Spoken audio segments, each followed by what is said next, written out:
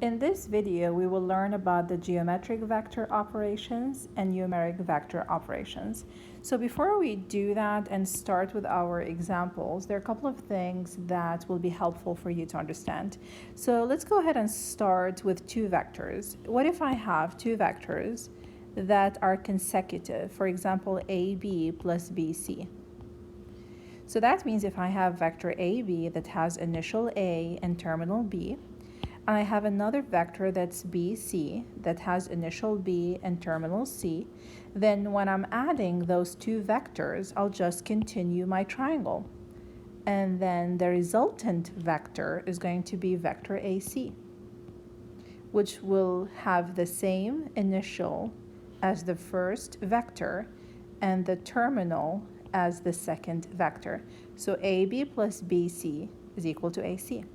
I can sketch it to understand it. So these are consecutive vectors. It means whatever the first one end, the other one start, then you will continue the triangle. Now, what if those two vectors start from the same point? So for example, AB plus AC. So the first vector AB has initial A and terminal B. Vector AC has initial A and terminal C. Then to find the resultant vector, I continue the parallelogram.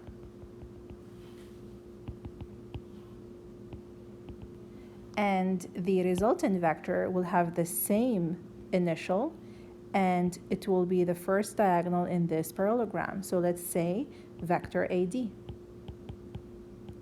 So if two vectors start from the same point, then the resultant will have the same first point, same initial.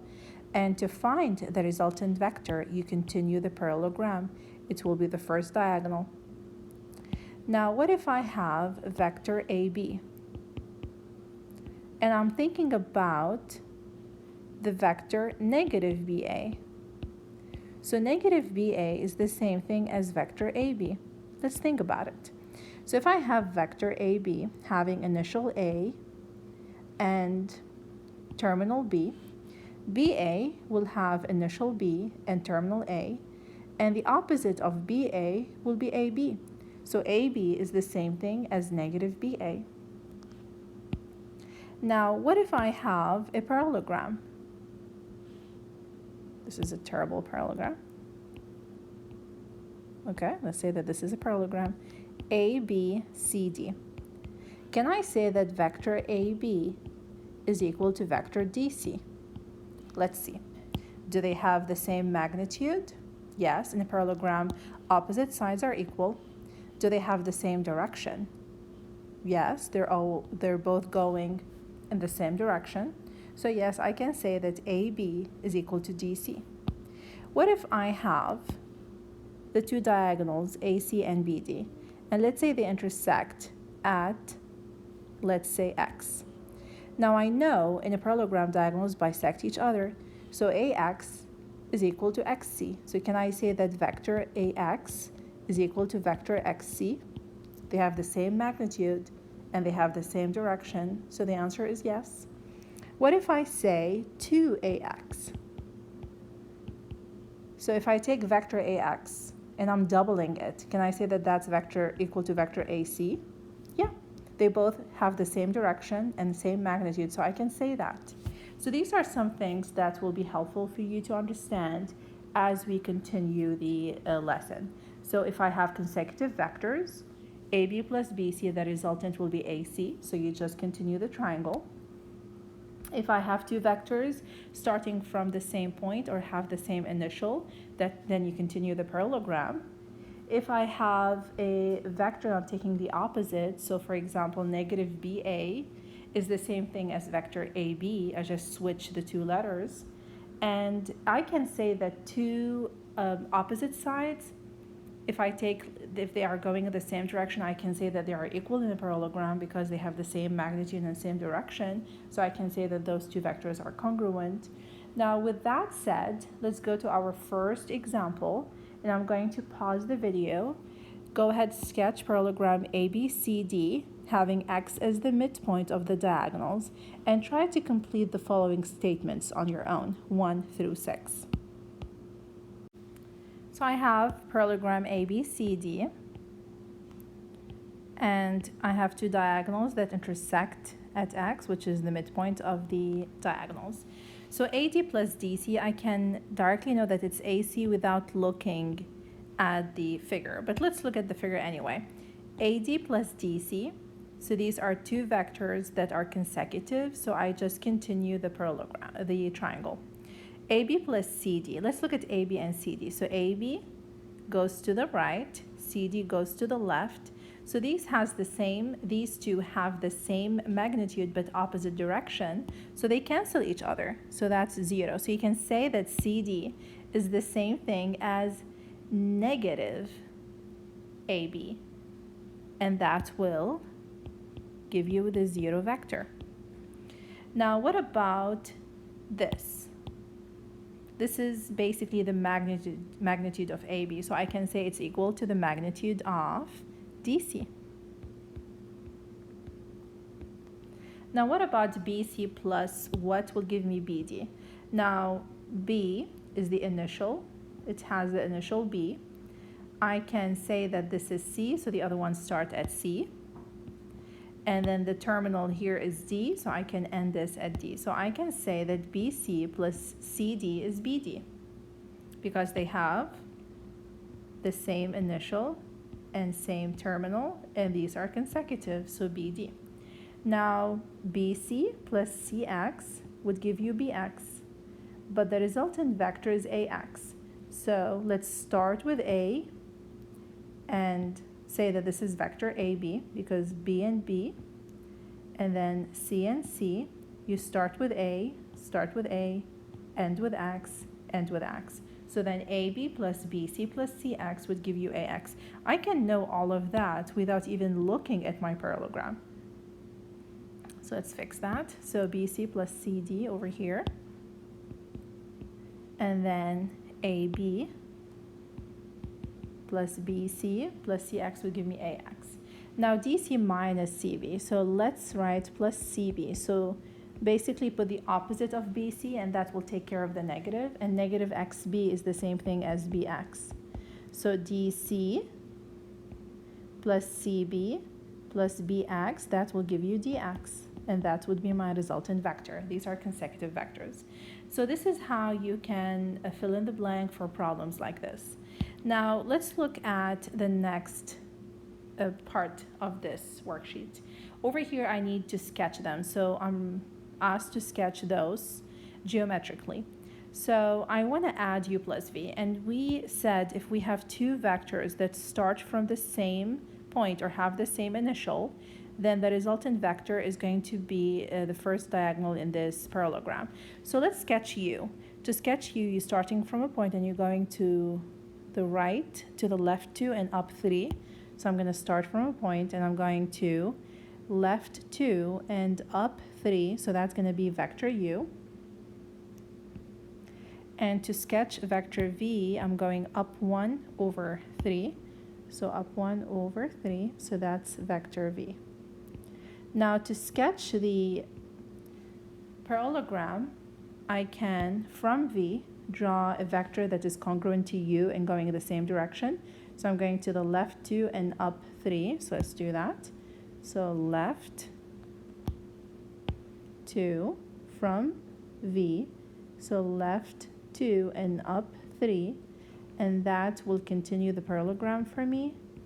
So then the resultant vector will have the same initial as both of them and will be the diagonal in this parallelogram. So this is going to be U plus V. Now, if I want to sketch U minus V, then let's go ahead and sketch U. So I'm going to the left 2 and up 3, so that's U. And if I want minus V, it means I'm taking the opposite of V, so it's in the opposite direction. So instead of going up and then right, I go down and then left. So I'm going to go down 1 and then left 3. So that's negative V, and that's U. So since they start from the same point or the same initial, they have the same initial, then, and so I need to continue the parallelogram. So from negative v, I need to continue a vector that's congruent, have the same magnitude as u and in the same direction. So I need to go from v, I need to go up 3 and over 2. And that will be my parallelogram. So to do u minus v, then the resultant vector is going to have the same initial, and it will be the first diagonal in this parallelogram. So that's u minus v. Now if I want negative u, so I start by sketching u. So I start from a point and then I go up 3 over 1, right? Let me double check. No. I go up 3 over 2. I go up 3 over 2. So that's going to be u. So to find the opposite, then I go the other way. So I go down 3 over 2, and that's going to be negative u. Now if I want 2u, so instead of starting from a point and going up 3 over 2, I go up 6. So I need more space. Let's start from here. So you go up, instead of up 3, you go up 6. Instead of over 2, I go over 4. So that will be the resultant vector. That's 2u. So this is how you do the geometric operation of vectors. Let's move on to the next page and do the numeric vector operations. Now, before I give you the formula, let's come up with a formula together. So if I have u plus v and I want to do this geometrically, so they start from the same point, they have the same initial. So to continue this, I need to continue the parallelogram. So from this initial, I went up 3 over 2. So from this terminal, I'm going to go up 3 over 2. And then the resultant vector is going to be this vector. And the component form of this vector, since it's starting from the origin, then it's going to be 1 and 1, 2, 3, 4. So 1, 4. That's the component form of the vector u plus v. Now, what is the component form of vector u? So you will have the components negative 2 and 3. And the component form of vector v, so the horizontal component would be 3 and the vertical component is 1. Now, if I add u plus v, let's try to add the two components together. So negative 2 plus 3 will give me 1. And then if I add 3 plus 1, that's going to give me 4. And that is the component vector, the component form of the vector u plus v. So instead of doing this geometrically, I can simply do it numerically by just adding those together. So if I want to come up with rules, if I want to add vector u plus v, instead of doing it geometrically and sketching it, I can simply use the component forms and add them. So simply I can add x1 plus x2 to give me the horizontal component of u plus v, and I can add y1 plus y2 to get the vertical component of vector u plus v. U minus v, so I subtract them. So it's going to be x1 minus x2 and y1 minus y2. Now kv, it means I need to multiply the component form of v by the constant k. So it becomes k x2 and k y2. And if I want to find the absolute value of u, means that you need to find the magnitude of vector u. So you do x squared plus y squared.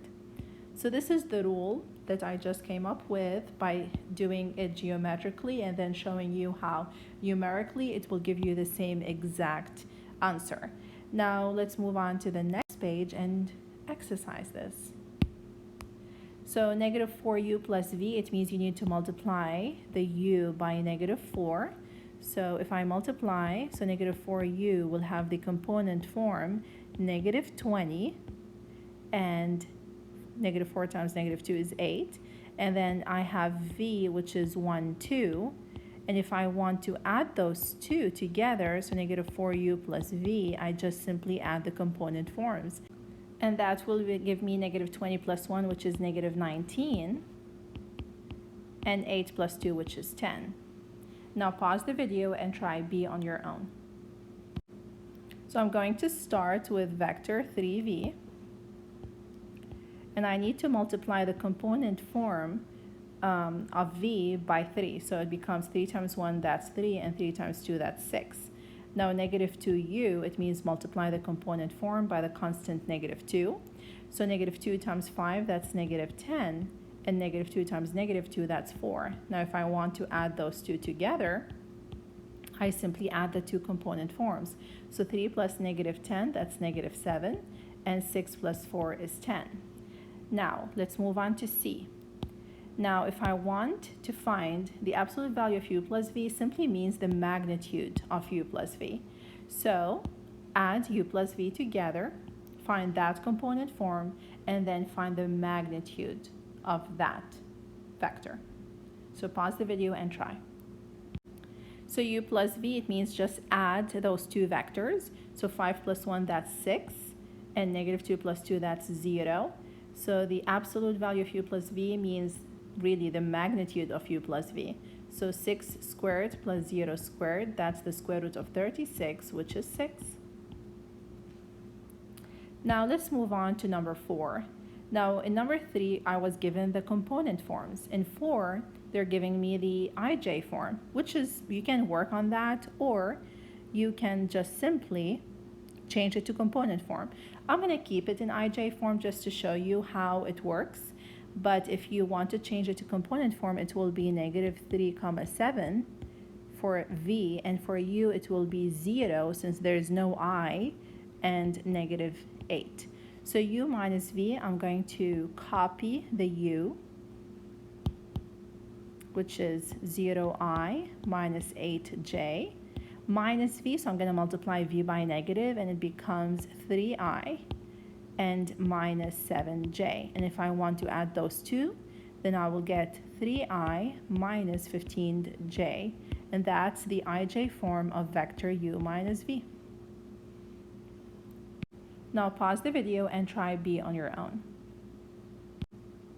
Now let's multiply v by 4. So 4 times negative 3, that's negative 12i, and 4 times 7, that's 28j. And for u, multiply that by 5. So 0 times 5 is 0i.